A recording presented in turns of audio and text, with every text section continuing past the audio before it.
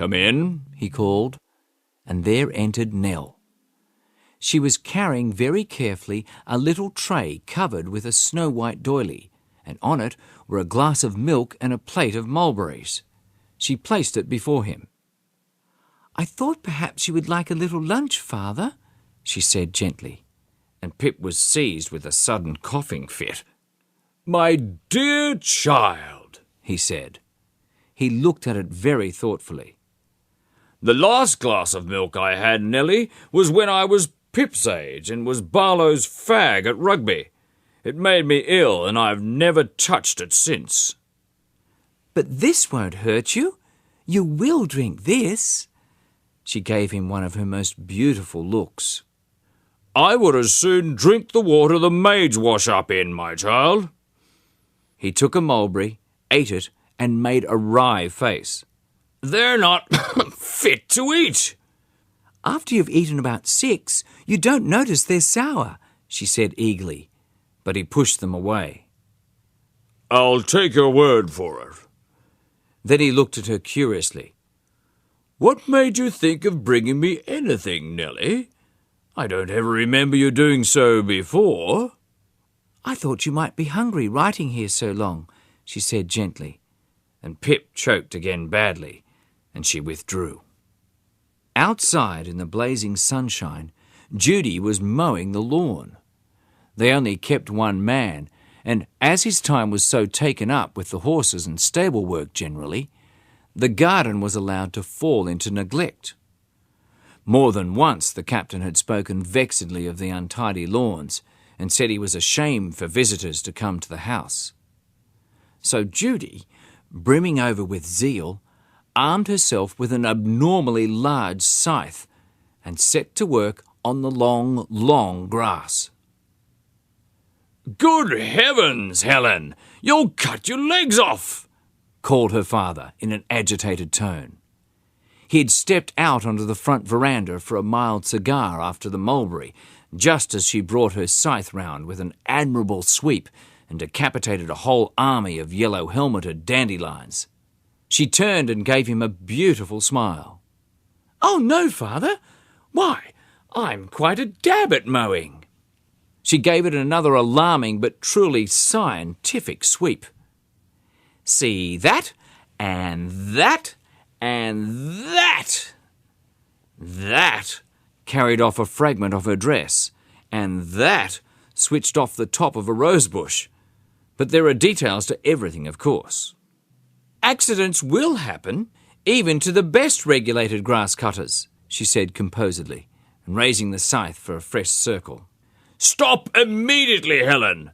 Why ever can't you go and play quietly with your doll, and not do things like this?" said her father irascibly. "And I was after doing it just to pleasure him," she said, apparently addressing the dandelions. "Well, it won't pleasure him to have to provide you with cork legs and restock the garden," he said dryly. "Put it down." "Sure, and it's Illigence himself this side. You wouldn't be after leaving half undone, like a man with only one cheek shaved." Judy affected an Irish brogue at some occult reason of her own. "Sure, and if you'd just step down and examine it yourself, it's quite easy you'd be in your mind." The captain hid a slight smile in his moustache. The little girl looked so comical, standing there in a short old pink frock, a broken-brimmed hat on a tangle of dark curls, her eyes sparkling, her face flushed, the great scythe in her hands, and the saucy words on her lips. He came down and examined it. It was done excellently well, like most of the things Miss Judy attempted, mischief always included. And her little black stocking legs were still in a good state of preservation. Well, you can finish it then, as Pat's busy. How did you learn to mow, young lady of wonderful accomplishments?" He looked at her questioningly.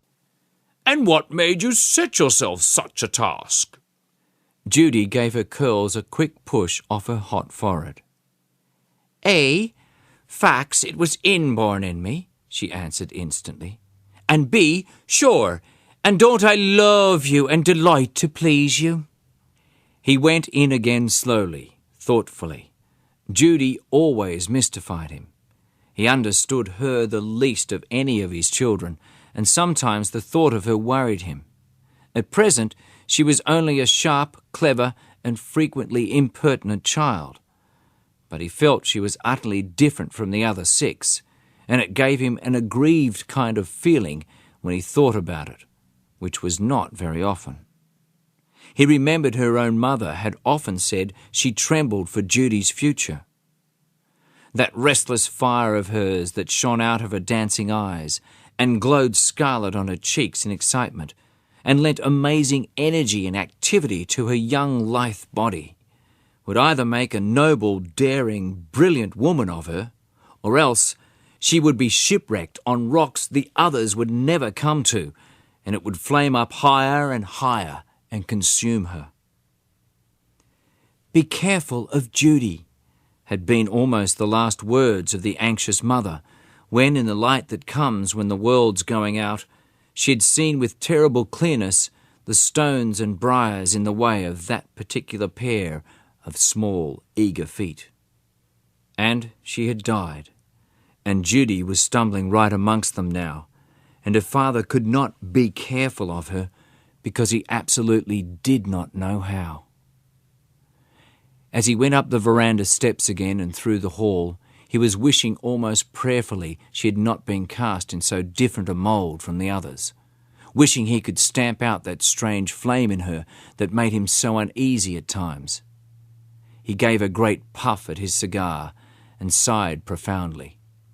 Then he turned on his heel and went off toward the stables to forget it all. The man was away, exercising one of the horses in the long paddock. But there was something stirring in the harness room, so he went in. There was a little dripping wet figure standing over a great bucket and dipping something in and out with charming vigour. At the sound of his footsteps, Baby turned round and lifted a perspiring little face to his. "I's washing the kitsies for you, and flippity-gibbet," she said beamingly. He took a horrified step forward. There were 2 favourite kittens of his, shivering miserable up to their necks in a lather of soapy water, and Flippity-Gibbet, the beautiful little fox terrier he'd just bought for his wife, chained to a post, also wet, miserable and woebegone, also undergoing the cleansing process and being scrubbed and swilled till his very reason was tottering. "They're so clean and nicey, no horrid old fleas on 'em now. Aren't you glad? You can let Flippity go on your bed now, and Kitsy Blackeye is—" Poor Baby never finished her speech. She had a confused idea of hearing a little swear word from her father, of being shaken in a most ungentle fashion, and put outside the stable, while the unfortunate animals were dried and treated with great consideration. But the worst was yet to come, and the results were so exceedingly bad that the young Woolcots determined never again to assume virtues that they had not.